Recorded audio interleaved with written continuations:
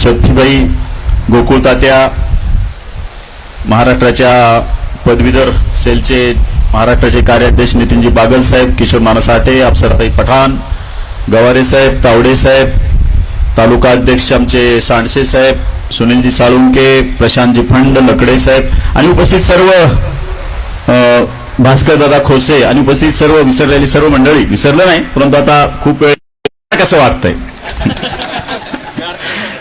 कसं असतंय घरात थोडं थोडं होत असते. आपले भाऊ जरा वेगळे उभार वेगळे राहतो आणि पुन्हा एकत्र येतो, जरा चांगलं वाटतंय. रोज एकत्र राहिले की जरा प्रेम कमी होतंय, बाहेर राहिले की जवळ आले की प्रेम एकत्र येतं. तसं बघितलं तर आपण जिल्ह्याच्या या विकासामध्ये आदरणीय डॉक्टर पदमसिंह पाटलांचं खूप प्रचंड काम आहे. असे डॉक्टर पदमसिंह पाटलांच्या नेतृत्वात आपण तयार झालेले सर्व कार्यकर्ते आहोत. आणि आज परत एकदा राष्ट्रवादी काँग्रेसच्या चिन्हावर राष्ट्रवादी काँग्रेसचे अधिकृत उमेदवार अर्चनाताई पाटील यांना मी आताच खुलासा करू इच्छितो की आदरणीय अजितदादा पवार साहेब आपले नेते आहेत. त्यांनी सांगितले की सुरेश राव तुम्हाला म्हणजे धाराशिव लोकसभा मतदारसंघ मी राष्ट्रवादीसाठी घेणार आहे आणि तुम्ही तयारी करा. आम्ही सर्व राष्ट्रवादी काँग्रेसची पूर्ण जिल्ह्याची टीम, तसं वेळलं तर आमच्या पक्षाचा आपल्या पक्षाचा ना आमदार ना खासदार ना टेबल ना खुर्ची असं असताना आम्ही प्रचंड फिरलो, प्रचंड चांगली ताकद निर्माण झाली, प्रचंड लोकांचा रिस्पॉन्स मिळत होता.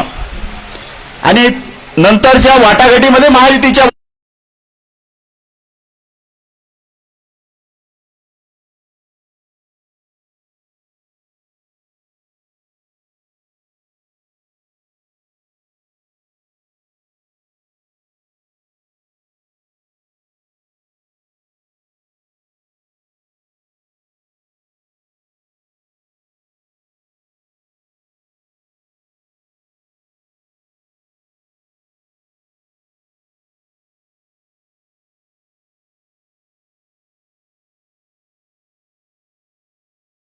कलेक्टर साहेब हे काम व्हायला पाहिजे, हे नियमात बसून आहे आणि हा माझा कार्यकर्ता याचं काम करा.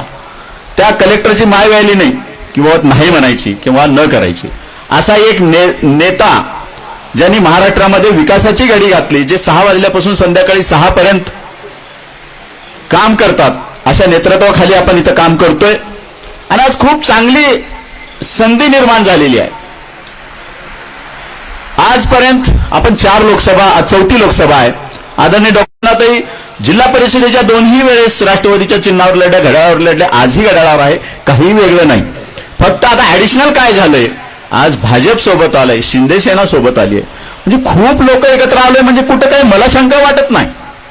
बापूंनी सांगितलं उमरग्यामध्ये अशी सगळी मंडळी एकत्र आली, औषध मंडळ एकत्र आले.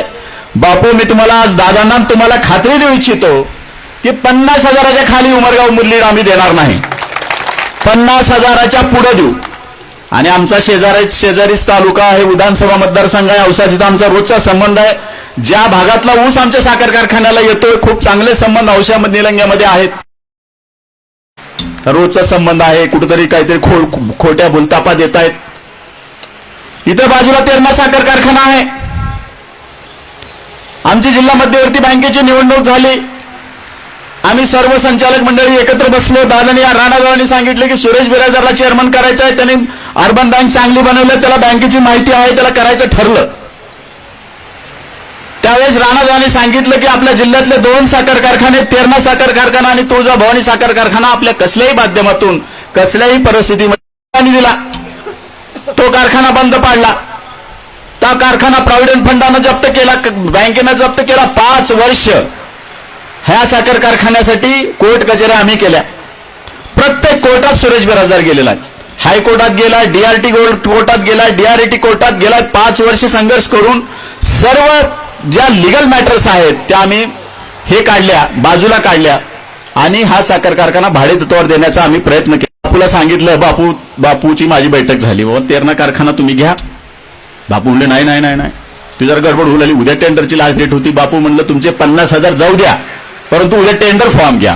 बरोबर आहे बापू, 50,000 रुपये तुमचे गेलेत, त्यामुळे त्याचं देणं सुरेश बिराजदार लागतोय नक्की. बापूने टेंडर घेतलं पण भरलं नाही. विषय काय होतो, कुणी घेतला हा विषय नाहीये, परंतु राणादादांच्या नेतृत्वाखाली ज्या राणादादांनी सुरेश बिराजदारला जिल्हा मध्यवर्ती बँकेचा चेअरमन केलं, त्या सुरेश बिराजदार आणि संचालक मंडळाने हा साखर कारखाना आज चालू केलेला आहे. आणि तेरणा साखर कारखाना असेल, तुळजाभवानी साखर कारखाना असेल, दोन्ही साखर कारखाने आम्ही त्या चालू केलेले आहेत. अशा कितीतरी कामं राष्ट्रवादी काँग्रेस पार्टीच्या माध्यमातून, राणादादाच्या माध्यमातून आपण करू शकलो.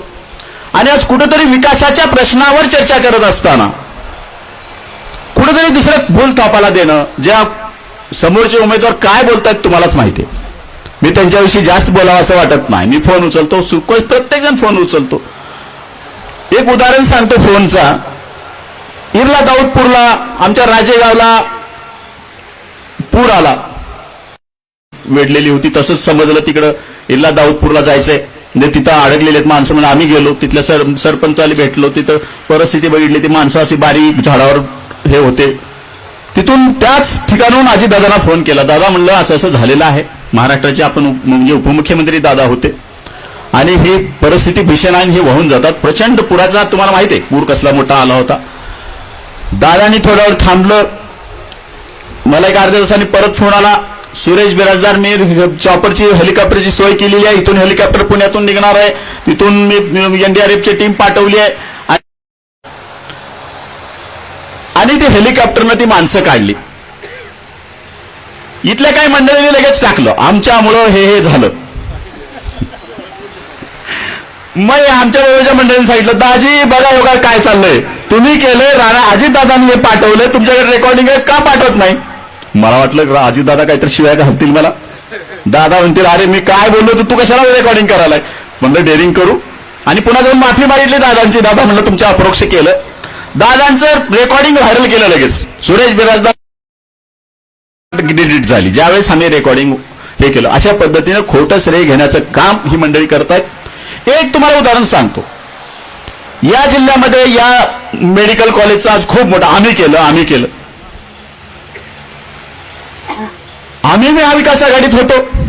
या महाराष्ट्राचे उपमुख्यमंत्री अजित पवार साहेब होते. या महाराष्ट्राचा आरोग्यमंत्री राष्ट्रवादी काँग्रेस पार्टीचा होता. आम्ही प्रयत्न केला नाही का. आम्ही राहुल मोठे साहेब अजित या जिल्ह्यामध्ये आणण्यासाठी अजित पवारांचा खूप मोठा वाटा आहे. ज्या अजित पवार आमचे जावई आहेत, त्यामुळे सासरवाडीसाठी दिलेली त्यांनी हे भेट आहे. कुठेतरी आम्हीच केलं म्हणजे बाकीच्यांनी काहीच नाही केलं असं जे खोटं सांगतायत, त्या कुठेतरी भूल तापाला आपण बळी पडू नका.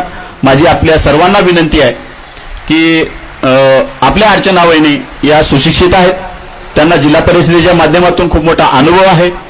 राणादादासारखं एक विकासाभूत नेतृत्व जे कधी खोटं बोलत नाहीत. आम्हाला बऱ्याचदा आम्ही म्हणतो डॉक्टर साहेबांसहित आम्ही बोललोय बरं का. म्हणजे कधी कधी डॉक्टर साहेबाला आम्ही म्हणायचं, साहेब जरा म्हणा, अरे कशासाठी म्हणायचं, जे आहे ते म्हणायचं.